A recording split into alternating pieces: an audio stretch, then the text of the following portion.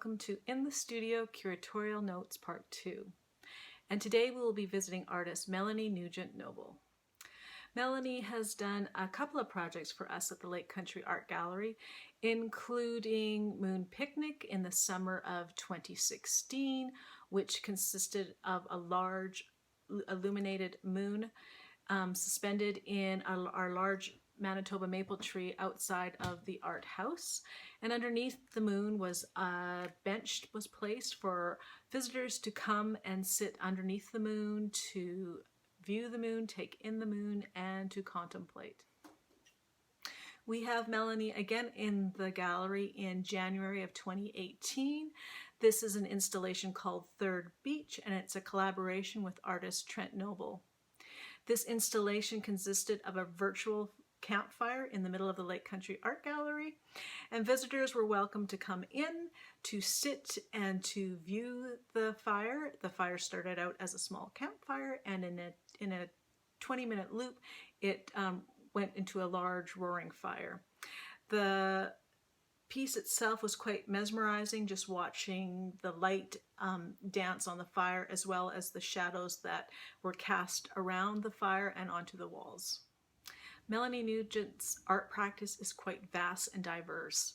She has spent the last few years traveling to art book fairs in Montreal and Vancouver and doing research in New York and in Dublin, Ireland.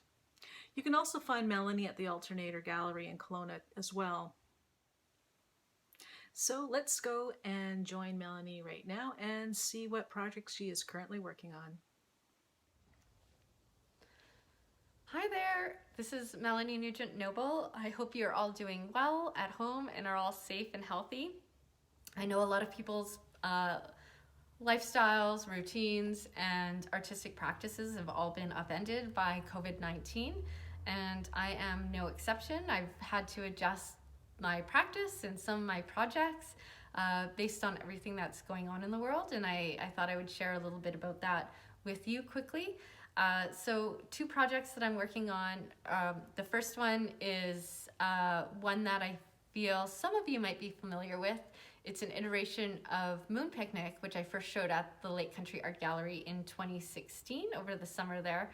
And I am revisioning that work for the Kelowna Art Gallery. So I'm excited to be pulling all the pieces together with that. And if things go according to schedule, the work will be opening in July or August, so to be determined, and I will keep you updated once there's more detail around the opening date.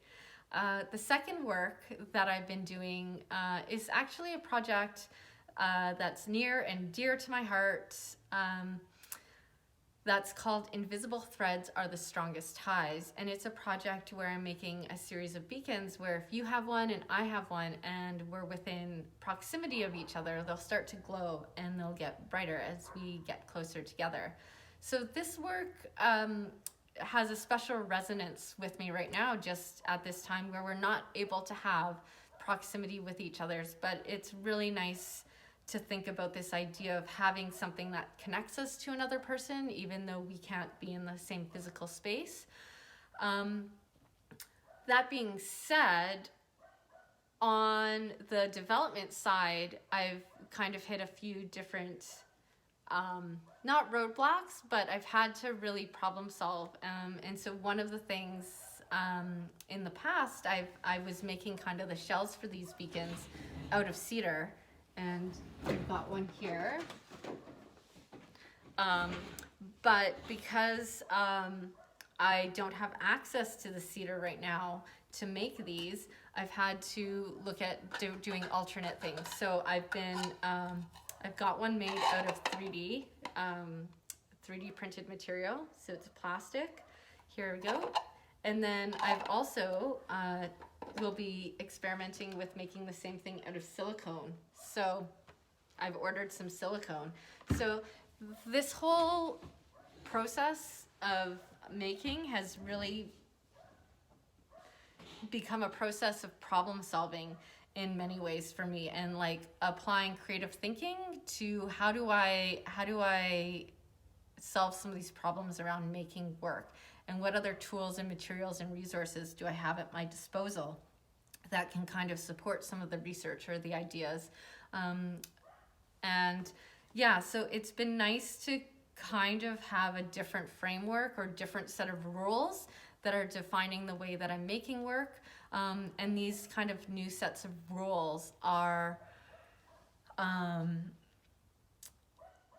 really interesting to work within. Like, so where it creates challenges on one side, it opens up doors and different ideas to explore that I normally wouldn't have done. Like, so for instance, I never would have looked at working with silicone and making my own molds before.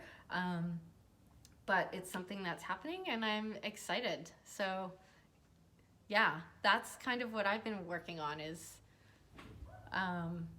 just working and building, and that's it.